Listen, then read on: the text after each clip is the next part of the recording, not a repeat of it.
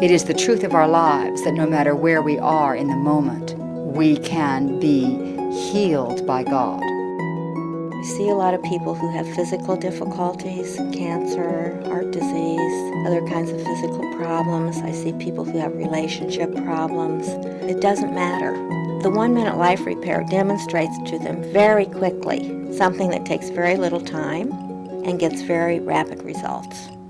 We think with words and we think with images. When we think with words, we're usually thinking in the logical, quantitative sense. When we think with images, we're thinking by analogy. We're seeing relationships. We're seeing, hearing, tasting, touching, smelling through our senses and accessing a realm that is really beyond the ordinary time-space dimension. We're going into a dimension without a linear time or space, into a place of what we call the no space-time zone. What happened that was very noticeable was that it immediately got into my dreams.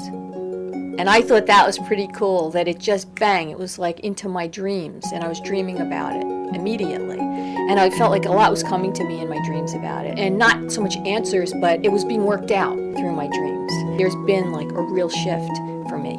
And I can feel it and I can see it in my life. And it's just so, it's a very subtle thing. But it happens. It's almost one of these things that you say, wow, where did that come from?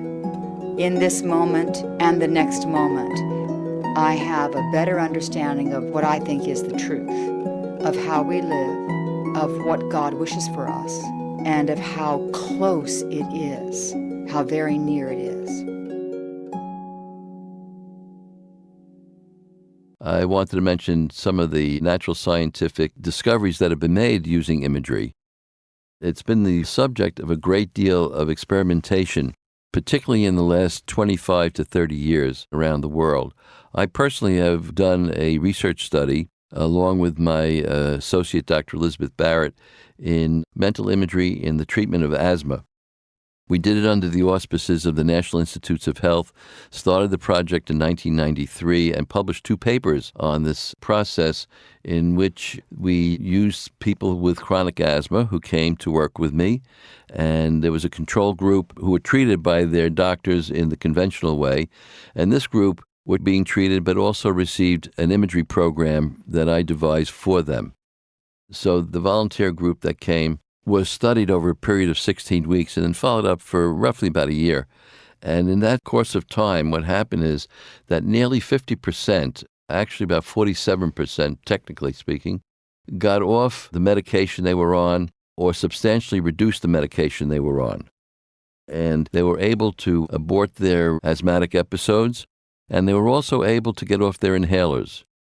The control group that did not get the imagery were able to reduce their medication only partially, about 18%. So this was a success from the scientific experimental point of view of the efficacy of the imagery. So there have been studies done, particularly a stunning study done in San Francisco General Hospital on 400 cardiac patients, 200 of whom were prayed for through imagery by a healing group in San Francisco. The 200 who were prayed for did not know. Nobody knew on the cardiac unit at San Francisco General who was being prayed for and who was not. Praying for means that they were being sent healing energy through imagery by this group who were given the names of the people involved. And so this was a totally blind study. No one knew anything except the one individual who devised the study, who had no other input other than to give the names to this healing group that would meet and do a healing process through imagery.